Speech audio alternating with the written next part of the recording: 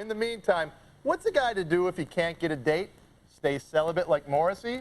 Become the host of a late-night TV show on a station no one watches?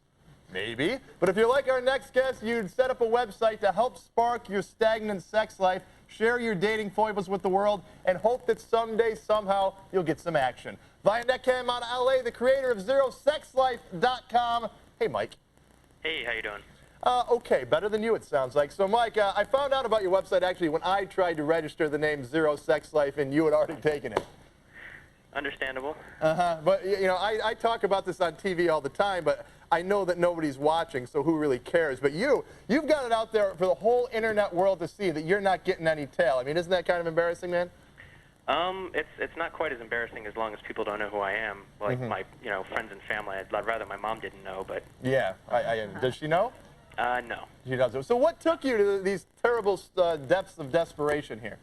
Well, I went through a little bit of a dry spell, and then a little longer dry spell, and then a really long dry spell, and... Yeah. Oh, there you are. Yeah. Unabomers don't get much sex, do they? Well, I don't always go out like this. So, quantify it. How ugly are you? Because it's hard for me to tell from that picture. I honestly don't really know how to judge that. All I know is I'm very often thrown into the friend zone. Yeah. I've known a lot of ugly people with no social skills. I usually refer to them as my circle of friends.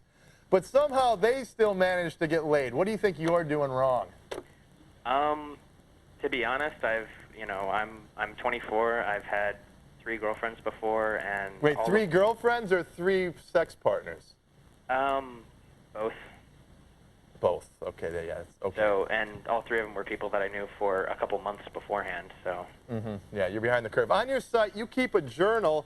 You keep a journal of your dating progress, and it actually seems like you're not doing all that badly.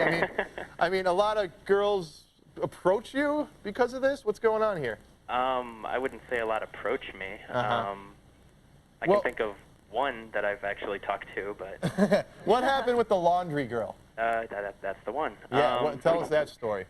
Well, probably the closest thing I have to a success story. Long story short, I was at the laundromat doing my usual Miss Pac-Man and 2 loads, and ended up talking to this very attractive Eastern European chick. They're hot. Yeah, which is something that, I'm amazed that I was even able to start talking to her. So what happened? You talked to her, things were going well, what happened? Well, she ended up giving me her phone number, which was amazing for me, because that, doesn't really happen at all, ever. And I called her, I tried calling a couple times, and by the time I finally got a hold of her, she told me to never call her again, because apparently I was on a radio show about a week previous in the LA area. And she heard you on the show? Huh? She heard you on the show? She didn't hear me. One of her friends did, and apparently, I described her a bit on my site in my journal, and apparently there's not a... Mike. I know. Do experiences like that make you think that maybe you ought to take the site down? It ain't working, pal. See, I've thought about that, but this is I've had so many girls reject me for me, and this is one who actually rejected me for the site. Well, you're funny, and I've always heard that women appreciate guys with a sense of humor, which sort of explains why they avoid me entirely. Do you find this to be true? Do you have confidence in the site? Are you going to keep it up? I think that a lot of women say that they want a guy who has a sense of humor, and they really do. They make great friends.